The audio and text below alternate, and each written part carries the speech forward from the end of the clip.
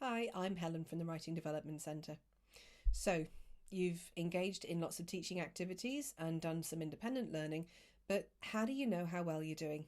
How do we know if you've learned anything?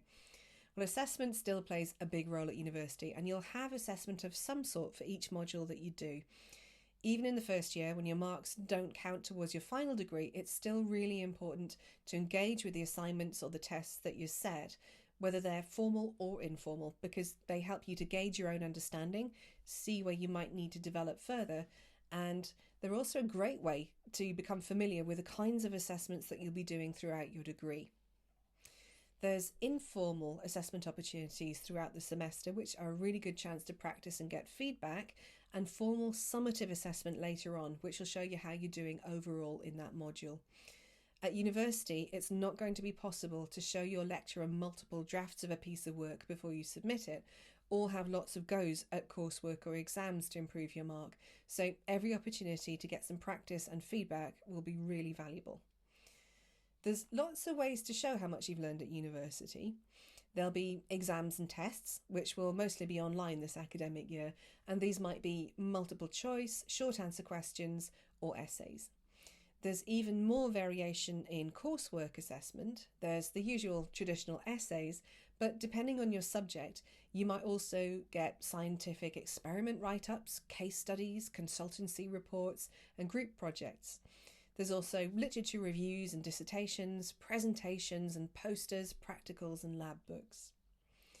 There's also possibly less traditional assignment types too, so more like the kind of thing that you'd be doing out in the world of work. It could be, for example, communicating with non-academic audiences, or you might be doing reflective writing where you discuss your progress as a learner.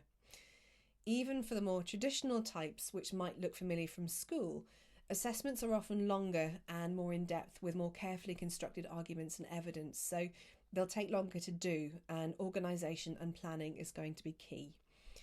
Some assignments will be done under shorter time constraints, others you might have most of the semester to do, and dissertations and research projects later on in your degree will be ongoing.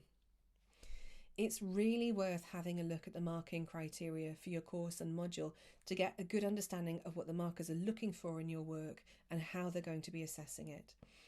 You'll often get your marks back as a percentage, but it's worth bearing in mind that not all subjects mark out of the full 100%. So don't be discouraged if you don't get full marks. In arts and humanities, for example, it's quite rare to get over 70%. That's still a first-class mark though, and really good, something to be proud of.